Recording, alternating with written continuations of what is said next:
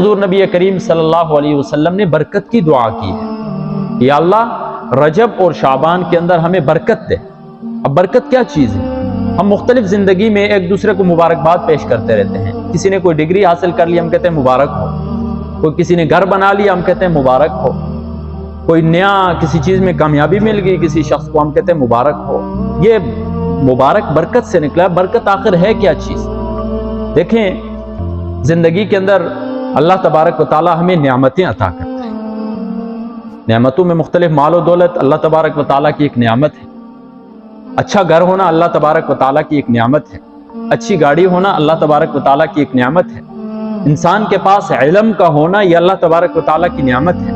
لیکن یہ تمام چیزیں اسباب راحت ہے، راحت اور سکون نہیں ہے۔ یہ اسباب راحت ہے، ان کے ذریعے سکون اور راحت حاصل کی جاتی ہے۔ بنفس نفیس یہ چیزیں راحت اور سکون نہیں ہے۔ ایک شخص کے پاس اگر گھر ہے، اچھا گھر بنا ہوا ہے، لگژری گھر بنایا اس نے اپنے لیے، لیکن اس کے باوجود پریشانیاں اس کے اوپر آ رہی ہیں۔ یا اس نے علم حاصل کر لیا ہے لیکن وہ علم اسے فائدہ نہیں دے رہا ہے، نفع بخش علم نہیں ہے، تو پریشانیوں کے اندر ہوتا ہے وہ شخص۔ اسی طرح ایک شخص کے پاس مال دولت ہے، پہاڑی میں بیٹھا ہوا ہے، کوئی اسباب نہیں ہے، مال و دولت کا ڈھیر لگا ہوا ہے، کیا فائدہ دے گا اسے مال و دولت؟ کوئی فائدہ نہیں دے گا۔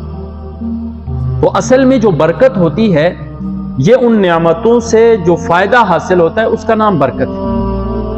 گھر آپ نے بنا لیا اچھا، اب اس کے اندر آپ سکون سے زندگی گزار رہے ہیں، تو حقیقت میں اللہ تبارک و تعالیٰ نے اس گھر میں آپ کے لیے برکت دے دی۔ گھر بنانے کے بعد ہم دعا کرتے ہیں یا اللہ اس گھر میں برکت عطا فرما، تو راحت اور سکون کے تو تمام چیزیں ہم نے جمع کر دی، پھر دعا کی کیوں ضرورت ہے؟ اللہ تبارک و تعالیٰ سے ہم برکت طلب کرتے ہیں۔ اسی طرح علم اللہ تبارک و تعالیٰ نے دیا ہے تو ہم دعا کرتے ہیں یا اللہ اس علم کو علم نافع بنا تاکہ ہمیں یہ نفع دے، اس پر ہم عمل کریں۔ تو اس علم کے اوپر جب عمل کیا جاتا ہے، جب اس سے فائدہ حاصل کیا جاتا ہے، تو گویا کہ اللہ تبارک و تعالیٰ نے اس علم کے اندر برکت ڈال دی ہے۔ تو حضور نبی کریم صلی اللہ علیہ وسلم نے رجب اور شعبان کے لیے برکت کی دعا کی ہے۔ کیا مطلب ہے برکت کی دعا کی ہے؟